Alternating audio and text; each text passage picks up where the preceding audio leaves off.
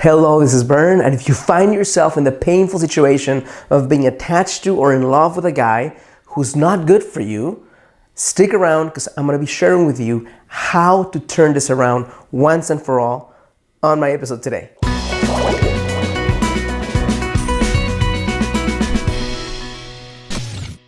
Hello, this is Bern. Welcome to your greatlifetv.com. Today's another edition of Get the Love You Crave. And I'm excited to be sharing with you how to stop feeling in love, how to stop feeling attached to a guy who's bad for you, who's not good for you. I connect with so many women who are intelligent, beautiful, gorgeous, spiritually connected, and despite all their awesomeness, they are still attached to guys who are absolutely horrific for them, for their self-esteem, and for their future. And because it's not just a guy who's coming up and saying, I'm gonna beat you up right now all the time.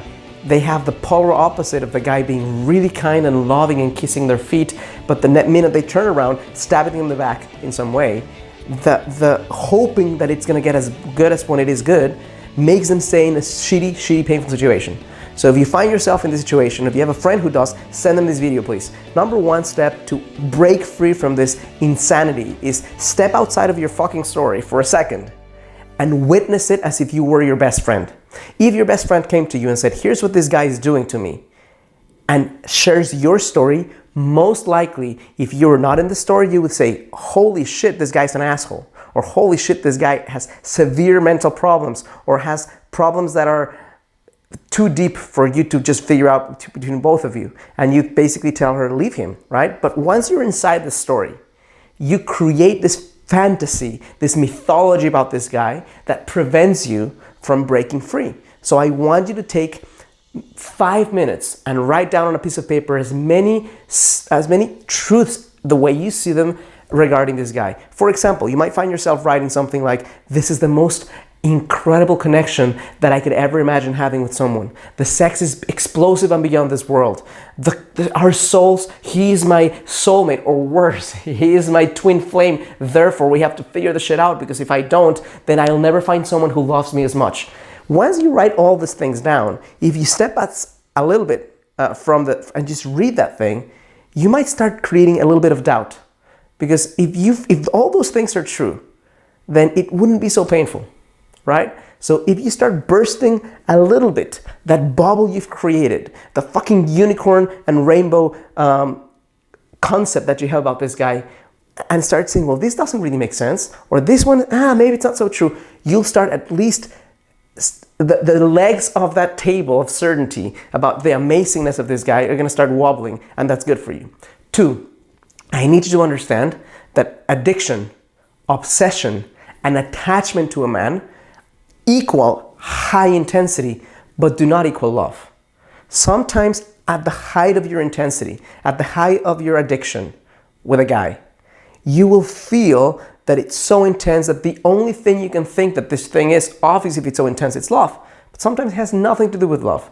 Sometimes it's intensity, not love, and you tell yourself that it's love so that you can continue exploring this endless amount of life that you feel you're getting in a dark way through this man. So if you understand that, if you stop telling yourself that you love him so much, that's why you're there, and you start telling yourself, I'm addicted so strongly to this guy, that's why I'm there, that creates dissonance in your body.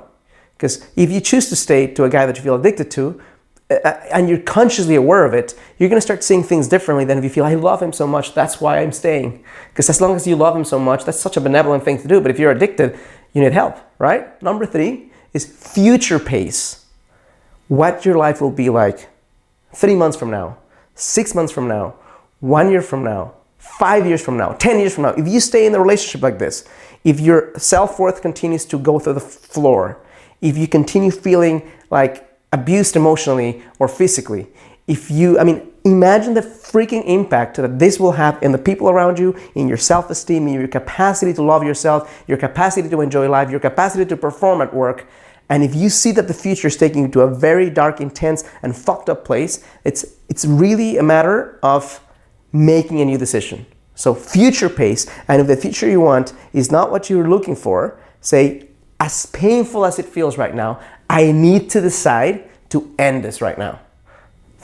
Step number 4, you need to set a new boundary and stop all contact. If you set a new boundary, which is like, don't contact me, don't connect with me, thank you for being in my life, but I'm out, and you really enforce it, at the beginning, you feel like a heroin addict feels when they're no longer able to go and inject themselves with heroin. You're gonna feel withdrawals. You're gonna feel like the world is ending. You're gonna feel like, oh my God, what have I done? The worst is for my life. As you let that be waned away, as you let that burn through, especially if you combine it with friendship, if you combine it with exercise, if you combine it with awesomeness in your life, then that feeling of intensity of withdrawal will start feeling less and less intense. It has to come. You have to experience it. There's no fucking going around it, but you can have it now, or you can have it 10 years from now after you've wasted the best years of your life. Okay, number 5 is feel the void with light. This guy used to create a lot of intensity in you. It used to create a lot of drama, but drama is intensity. He used to create a lot of, a lot of significance. He would tell you how beautiful you are and how amazing you are and how he feels you in his bones when he's away from you. Like, all that shit he used to tell you and you used to feel and believe, right, needs to be replaced with something else. Because if you let that void be filled with nothing, you will go back to the same thing you were at before. It's not gonna last. You have to replace the void with light. You have to find new activities, new missions, new problems to solve, and new friends, or better friends, or just be with your own friends if they are good for you, so that you can come back into your own body and stop the nonsense that's been going in your mind. The 6th one, which I didn't mention at the beginning, because some of you will say, well, I want to do this shit on my own. If you want to do this on your own, all the power to you. Most people, if you're in a situation that's pretty intense, you need to get help. Obviously, part of what I do is helping women create the results they want. I'm not a fit for everyone, so I'm not saying this to sell you on anything. I'm telling you right now that most human beings who are in an addictive situation, if they don't get help, they will probably stay stuck for a lot longer than they would, or they may stay stuck forever. So get some help, get professional help to end the cycle of bullshit that you've been on, and get sober, emotionally speaking, and create the kind of life you want. It's possible to get everything you want in love, but the price to pay sometimes is letting go of something that's not good for you. Rumi said it best when he said, 1,000 half-loves must be forsaken to take one whole heart home. Take one whole heart home is my message. If you find this is useful, insightful, powerful in any way, I want you to do 3 things.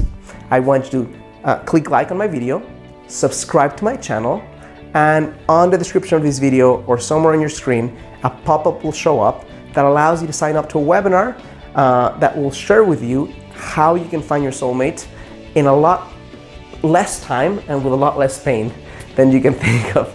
Thank you so much for connecting with me. As always, I challenge you to live a full and a conscious life.